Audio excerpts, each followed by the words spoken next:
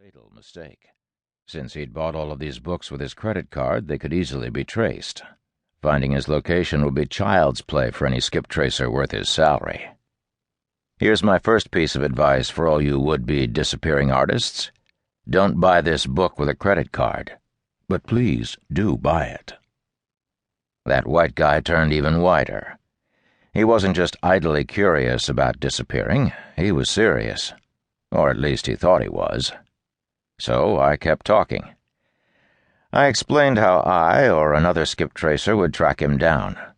I'd call up his credit card company under a false pretense, claiming to be him, saying that I needed to go over my recent credit card purchases, and giving some made-up reason that sounded compelling.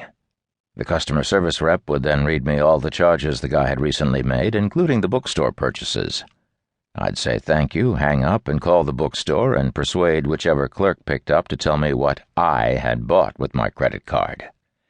I'd provide him with a transaction number or the name and address of a frequent shopper account. Once I knew the name of the books he'd purchased, I told the guy, I would have a pretty good idea of where he was headed. After that, I'd begin calling the airlines. U.S. Airways, Copa, American, all the companies that served Costa Rica, until I'd located his flight information. Then I'd look at customer records for car rental companies around the airport in San Jose. If he'd put down his real name and address, I'd be able to find the location of his hotel in minutes. I'd call up the repo company or the mafia or whoever had hired me, tell them where he was, and he could say sayonara to his great new life. You could see the "oh, fuck" in his eyes. He was dazed. I'd obviously just shot his grand disappearing plan to hell. But he was grateful. He asked for my phone number and said he wanted to call me to continue the conversation. We shook hands and went our separate ways. I left the bookstore and drove to my office where my business partner, Eileen Horan, was banging away on her computer trying to find all the people we'd been hired to locate that day. I told her what had just happened with the guy in the bookstore. After laughing about his dumb mistake with the credit card, we started to talk about how he really should be handling that move to Costa Rica. That got us thinking. Was this guy doomed no matter what he did? Was it possible to disappear without a trace?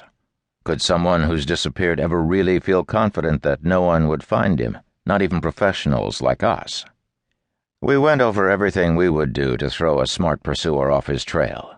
First, we'd delete or destroy all the information that was out there on him, or at least make it damn hard to find. Then we'd concoct a bunch of deceptive leads that would send the pursuer on a wild goose chase. Finally, we'd build a new life for him quickly and quietly, using a series of anonymous private mailboxes and prepaid phones. Because Eileen and I used public records, credit reports, utility statements, and people search websites to do most of our skip tracing work, we'd be pretty much out of luck if those records were misleading or unavailable. We figured most other skip tracers would be too. As we talked, we realized we were onto something. We had valuable advice to give people who wanted to disappear. Plenty of books on the topic were available to the curious, but none of them had talked about the flip side of the coin. The people like me and Eileen who would stop at nothing to find someone if the price was right. As long as our skip tracing techniques and tricks remained a secret, no one had a prayer of outsmarting us. That was good for our business, but bad for our target's privacy and freedom. We thought law-abiding citizens deserved the chance to cut off contact with their past and begin a newer, more discreet life if that's what they chose to do. And we could help them do it. Why not start a disappearing business? I'll be honest with you. This new business prospect excited us for all sorts of high-minded moral reasons, but we were also getting antsy about the kind of shit we had to pull to bring home the bacon.